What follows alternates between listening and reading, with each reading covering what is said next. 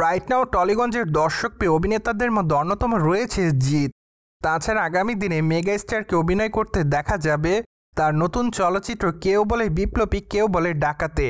যদিও বর্তমানে অবশ্য নতুন এই চলচ্চিত্রের জন্য নিজেকে নতুনভাবে তৈরি করছে টলিগঞ্জের এই অভিনেতা।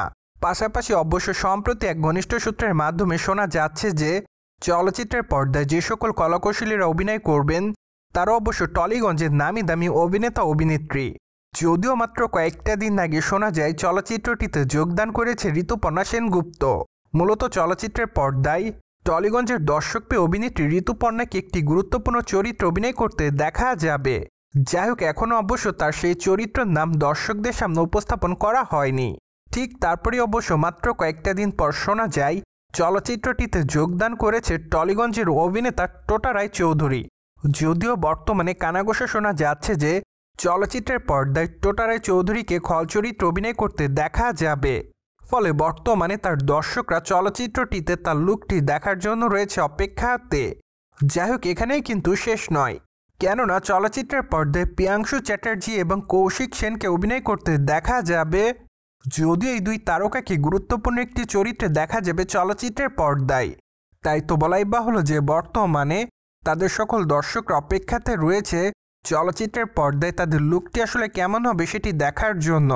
যাই হোক, টলিগঞ্জের এত নামি দামি তারকাদের মধ্য থেকে আরও নামি দামি বেশ কয়েকজন তারকাকে কেউ বলে বিপ্লবী কেউ বলে ডাকাত চলচ্চিত্রটিতে দেখা যাবে অভিনয় করতে। তাই তো নির্মাতারা চাচ্ছে খুবই শীঘ্রই সে সকল কলাকৌশলীর নাম দর্শকদের সামনে উপস্থাপন করতে।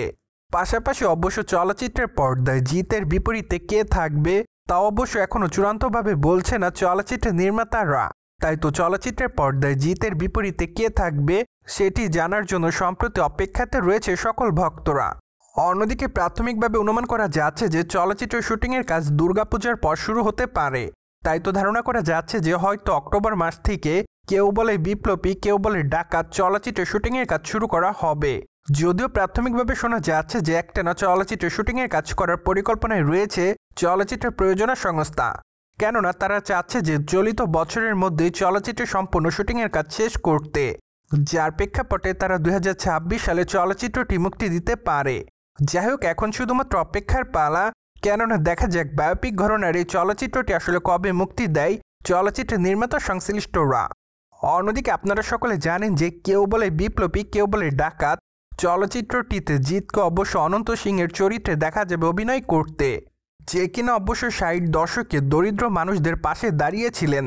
তাই তো তখন সেই বিপ্লবী নেতাকে কেউ ডাকাত বলে আখ্যায়িত করত, আবার কেউ তাকে বিপ্লবী বলে আখ্যায়িত করত, যার প্রেক্ষাপটে চলচ্চিত্রের নাম রেখেছে কেউ বলে বিপ্লবী কেউ বলে ডাকাত। পাশাপাশি অবশ্য সম্প্রতি অনুমান করা যাচ্ছে যে চলচ্চিত্রের পর্দায় বড় আকারে একটি ট্রেন লুটের ঘটনা থাকবে, যা অবশ্য চলচ্চিত্রের পর্দায় সকল দর্শকের কাছে নজর কাড়বে। তাই তো বলাই বাহুল্য যে বর্তমানে সকল ভক্তর অপেক্ষাতে রয়েছে কেউ বলে বিপ্লবী কেউ বলে ডাকাত চলচ্চিত্রের জন্য।